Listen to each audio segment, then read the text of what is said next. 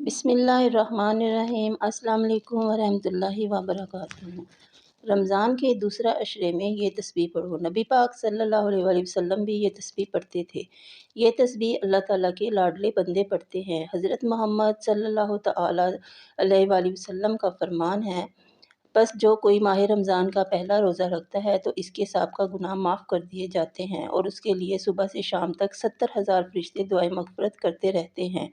رات اور دن میں جب بھی وہ سجدہ کرتا ہے، اس کے ہر سجدے کے بدلے اسے جنت میں ایک ایسا درخت عطا کیا جاتا ہے کہ اس کے سائے میں گھوڑے سوار 500 برس تک چلتا رہے۔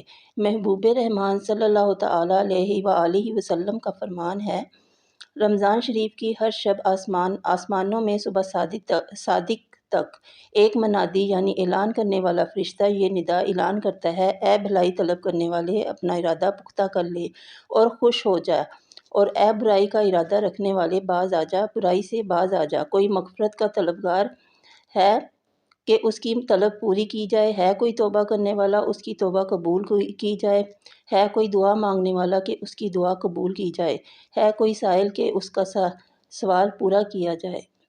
فرمان مصطفیٰ صلی اللہ علیہ وآلہ وسلم رمضان کے روز کا فرمان ہے، رمضان کے روزے دار کے لیے مچھلیاں افطار تک دعائے مغفرت کرتی رہتی ہیں۔ حدیث پاک صلی اللہ علیہ وآلہ وسلم میں ارشاد ہے کہ اے لوگو، اتنی ہی عبادت کرو جو قابل برداشت ہو، کیونکہ اللہ ثواب دینے سے نہیں تھکتا یہاں تک کہ تم خود عبادت کرنے سے اکتا جاؤ گے۔ بہت سی قومیں ایسی ہیں، اللہ تعالیٰ ان کے توبہ اور استغفار کی وجہ سے ان پر سے عذاب ہٹا دیا۔ سورہ یونس میں اللہ تعالیٰ نے حضرت یونس علیہ السلام کی قوم کا ذکر فرمایا۔ عذاب ان کے قریب آ چکا تھا اور انہوں نے اپنی آنکھوں سے عذاب دیکھ لیا تھا، لیکن اللہ تعالیٰ کی طرف سے توفیق ہوئی اور ساری قوم اپنے گھروں سے باہر نکل آئی اور اللہ تعالیٰ سے رو رو کر اور گڑ گڑا کر توبہ کی تو اللہ تعالیٰ نے ان پر سے عذاب کو ہٹا دیا۔ حضرت محمد صلی اللہ علیہ وآلہ وسلم کا ارشاد ہے، رمضان کو اس لیے رمضان کہا جاتا ہے چونکہ یہ گناہوں کو جلا دیتا ہے۔ توبہ اور استغفار اس مہینے کے اہم ترین مقاصد میں سے ہے۔ جس شخص کی توبہ قبول ہو گئی اور رب نے اسے بخش دیا اور وہ رمضان کے فضائل و برکات سے مستفید ہو گیا۔ رسول اللہ صلی اللہ علیہ وآلہ وسلم لمحہ با لمحہ توبہ استغفار کرتے تھے۔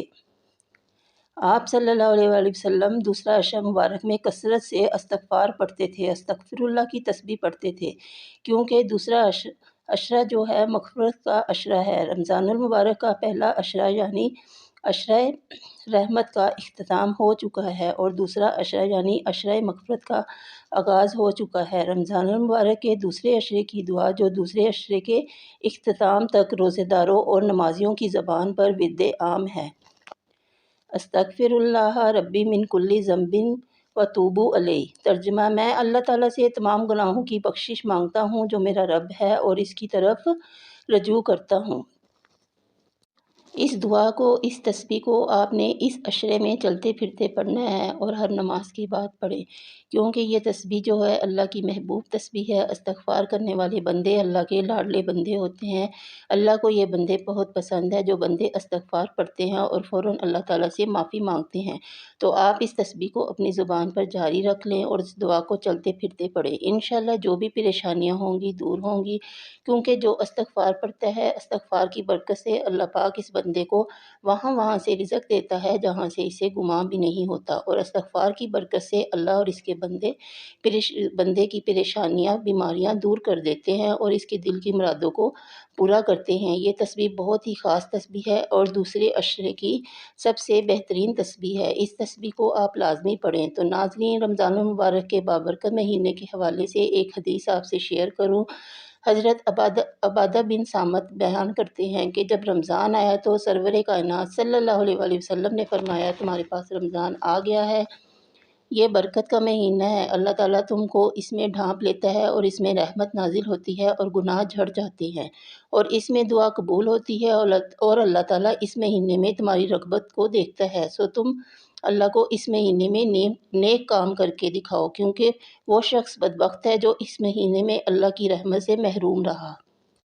بے شک اللہ تعالیٰ نے اپنے بندوں کو بخشنے کے لیے دین میں بہت سی آسانیاں فرمائی ہیں، اور ایسی ہی ایک نعمت ماہ رمضان کی صورت میں مسلمانوں کو عطا ہوئی ہے، جس میں خالق کائنات نے واضح کر دیا ہے جو لوگ ماہ رمضان کے روزے احکام شریعت کے مطابق رکھیں اور تمام برائیوں سے بچے رہیں، ان کے واسطے دنیا اور آخرت کی بھلائی اور بڑا اجر ہے، اور جنہیں اللہ کی ذات انعام و اجر سے نواز دے وہی پرہیزگار اور متقی لوگ ہیں۔ اللہ رب العزت سب کے گناہ معاف کرنے والا ہے، بس ہمیں اس کے حضور گڑ گڑا کر مانگنا ہے، اور اس کی ذات رحمت للعالمین ہے جو اپنے بندے سے 70 ماؤں سے بھی زیادہ پیار کرتی ہے۔ تو آپ بھی اس عمل کو لازمی کریں، اسے شیئر کریں، ویڈیو کو لائک، چینل کو سبسکرائب کریں۔ جزاک اللہ۔ اللہ حافظ۔